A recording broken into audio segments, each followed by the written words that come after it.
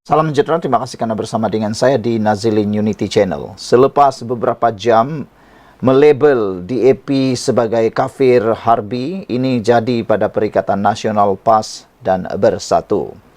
Label DAP sebagai kafir harbi, PAS enggan minta maaf, pengacara majlis pula digantung. Saudara-saudara sekalian, belum pernahlah kita dengar PAS mohon maafkan. Memang itu adalah budaya dia. Susulan kebiadaban pengacara Majlis PAS yang melabel DAP sebagai kafir harbi, Perikatan Nasional PN dilaporkan telah pun menggantung sementara individu tersebut daripada terbabit program ceramah kempen pilihan raya kecil PRK Dun Nenggiri. Pengarah Operasi Perikatan Nasional PN bagi PRK Dun Nenggiri, Tan Sri Anwar Musa berkata, individu itu direhatkan selama 3 hari bermula kemarin dan tidak akan terbabit sebarang ceramah kempen mereka sepanjang tempoh tersebut. Ucapan individu itu yang dipercayai ahli PAS tersebar di media sosial sehingga mengundang kemarahan termasuk ahli-ahli DAP beragama Islam.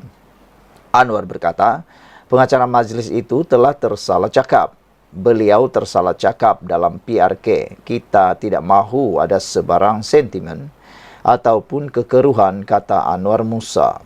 Justru, Setiausaha Agung PAS Datuk Seri Taqiyuddin Hassan memaklumkan kepada saya bahawa kita meminta orang kita bertenang dan itu menjadi peringatan kepada yang lain-lain. Kita akan kekal berkempen dengan cara penuh beretika termasuk oleh penceramah dan juru acara, katanya kepada media selepas ceramah kempen Nenggiri malam tadi. Semalam DAP melalui Sahrezan Johan, Yong Safura dan Sheikh Umar mendesak agar satu permohonan maaf dibuat kepada ahli-ahli DAP beragama Islam kerana tuduhan melampau melabel mereka sebagai kafir harbi. Ucapan yang dianggap menyebarkan pengaruh takfiri itu tidak sepatutnya berlaku. Bagaimanapun Anwar berkeras untuk tidak memohon maaf kerana menurutnya ia adalah pendapat individu dan bukan pendirian parti. Beliau juga mengaitkan dengan ucapan timbalan Perdana Menteri Datuk Seri Zahid Hamidi yang tersasul menyebut hidup Israel dalam satu himpunan baru-baru ini. Pemimpin Barisan Nasional BN yang tersasul menyebut hidup Israel pun masih lagi memegang jawatan, katanya balik. Saudara-saudara sekalian, itu adalah apa yang berlaku kepada PAS dan Perikatan Nasional selepas seorang daripada ahlinya telah pun mengatakan bahawa DAP adalah kafir harbi dan enggan pula PAS memohon maaf. Sila tinggalkan komen anda untuk isu kali ini. Apa pendapat anda untuk isu kali ini? Kita jumpa lagi. Salam sejahtera, terima kasih kerana bersama dengan saya di Nazilin Unity Channel. Apabila Setiausaha Agung PAS Taqiyuddin Hassan mengatakan bahawa membawa perkara ke mahkamah itu pondan, ramai netizen yang menemplak beliau. Kata netizen dalam ruangan komen, beberapa memberikan jawapan ataupun respon. Mereka kata, itu ialah kedaulatan undang-undang dan ada pula kata, takut pula do. Memanglah isu politik, tapi kalau fitnah boleh je untuk cari keadilan. Ini semua gara-gara Taqiyuddin kata, kalau tak puas hati, bertarung di pentas ceramah. Malangnya, mereka kata netizen, dah biasa tabur sini sana, dan paling teruk lagi, banyak kali sudah berlaku, cakap dulu apa dia nak kata dalam kempen, sudah tu nanti didakwa, disaman di mahkamah, lepas tu minta maaf. Cakap dulu, fitnah dulu, baru minta maaf. Cakap dulu, fitnah dulu, baru minta maaf, kata netizen. Ini apabila kata Taqiyuddin Hassan, dia tetap mempertahankan kenyataannya meskipun berdepan ugutan tindakan undang-undang termasuk laporan polis yang telah dibuat pemuda UMNO. Kata Taqiyuddin Hassan, jangan main laporan polis, jangan main di mahkamah. Tapi kalau nak main, sungguh tak apalah, katanya. Dan paling mengejutkan kita semua ialah apabila beliau, Taqiyuddin kata, beliau kata kalau tak puas hati, jangan main mahkamah. mari kita main dalam ceramah katanya. Tapi netizen kata, adakah ini cara untuk menegakkan keadilan melalui ceramah politik? Ceramah politik boleh menabur fitnah dan macam-macam. Satu saja menentukan itu fitnah atau tidak, apalagi di mahkamah lah kan. Kata Taqiyuddin. Pada itu Taqiyuddin berkata, Zamawi yang juga Ketua Penerangan UMNO Kelantan sepatutnya menjelaskan perkara itu di pentas ceramah. Ketika kempen untuk rakyat menilai, katanya, Zawawi cabar saya, nak saman saya. Pemberita tanya saya, nak jawab apa? Komen saya, kata Taqiyuddin, ialah akan jawab dalam ceramah. Kita orang politik. Bila kita tak puas hati, jangan bawa ke mahkamah. Aduh. Yang ini saya tak setuju langsung. Saya tak setuju perkara tentang fitnah memfitnah, perkara mahu menerangkan siapa benar siapa betul, ataupun perkara jawab menjawab dalam ceramah ini sepatutnya tidak boleh berlaku, kerana ini akan menimbulkan ketegangan. Bayangkanlah kalau perkara itu boleh menimbulkan ketegangan, kan? Ya, itulah paling teruk. Kalau tak puas hati, kata Taqiyuddin, jangan bawa ke mahkamah, buatlah dalam ceramah. Yang paling best apa kata kalau buat di dalam debat perdana, bukan dalam ceramah. Dan lebih penting lagi, apa kata kalau debat di mahkamah teruslah kan, siapa salah siapa betul. Itu lagi best. Kata Taqiyuddin lagi, kalau bawa ke mahkamah itu pondan orang panggil, berlawanlah dalam pentas politik ini. Beri penerangan, jawab apa yang kita persoalkan. Kenapa hak milik tanah yang telah diberikan kepada Kesedar tidak diberikan kepada Peneroka, katanya lagi.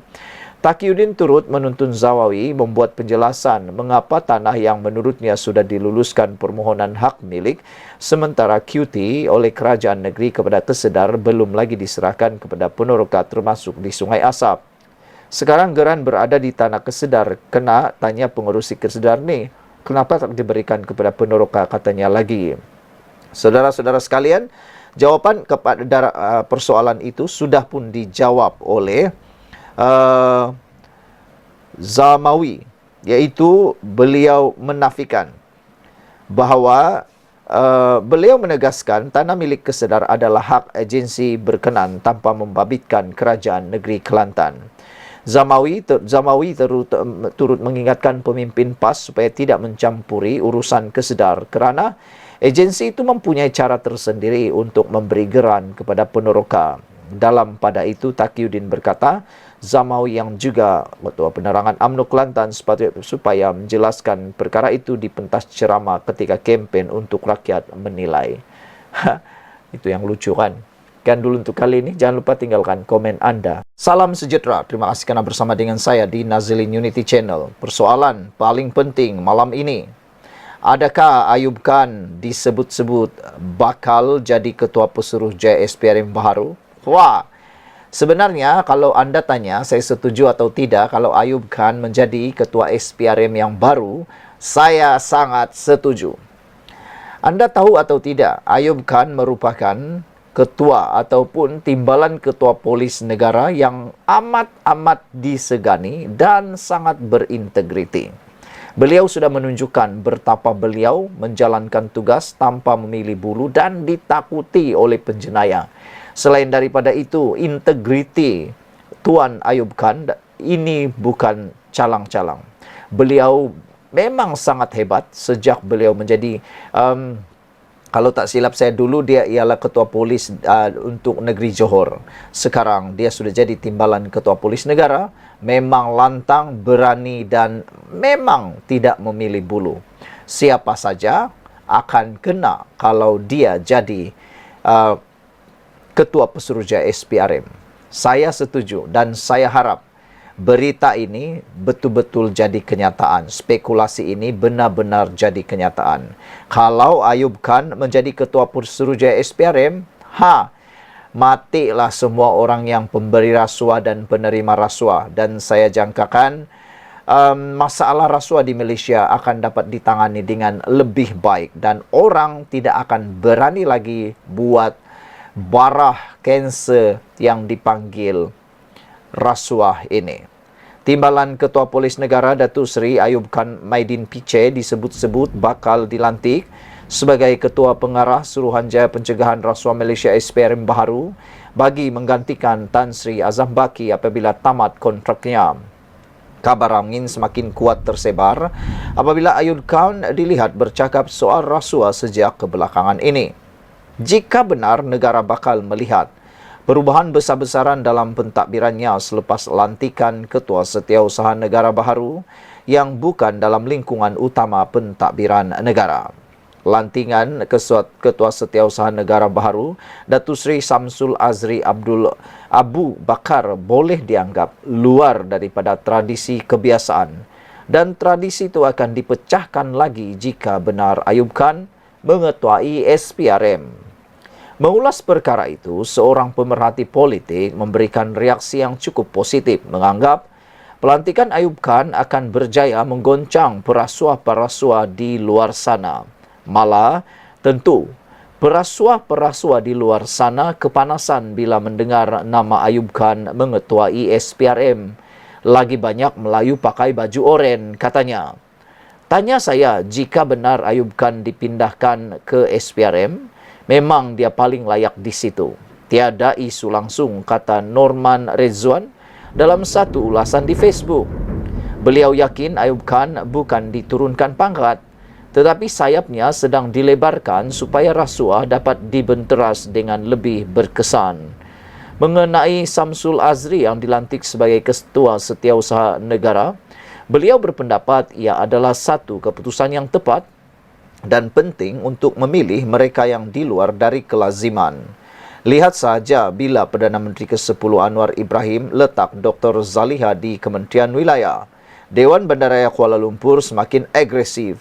Begitu banyak kedai-kedai haram dibina di ibu kota telah dirobohkan, malah ada yang sudah 25 tahun lamanya. Isunya siapa tuan sewa hingga pembinaan kedai haram tersebut seperti dipejamkan mata begitu sahaja. Sekarang cuba kita lihat. SPRM saban bulan ada sahaja penangkapan isu rasuah. Kita boleh lihat bagaimana gembiranya kaki tangan LHDN sekarang apabila penguatkuasaan undang-undang boleh dilaksanakan tanpa gangguan pihak atasan lagi, katanya. Polis Diraja Malaysia PDRM juga tidak kurang hebat apabila saban minggu mengadakan operasi khas serbuan pusat hiburan. Katanya lagi, apabila negara mempunyai seorang Perdana Menteri yang benar-benar melakukan reformasi, kaki tangan awam mudah melakukan kerja mereka. Percayalah, negara kita akan berjaya. Negara kita akan jadi negara yang hebat di mata dunia. Beri Anwar Ibrahim 10 tahun, katanya lagi. Sekian untuk kali ini. Jangan lupa tinggalkan komen anda. Sila tekan butang subscribe. Malaysia Kita Punya. Jumpa lagi. Bye-bye.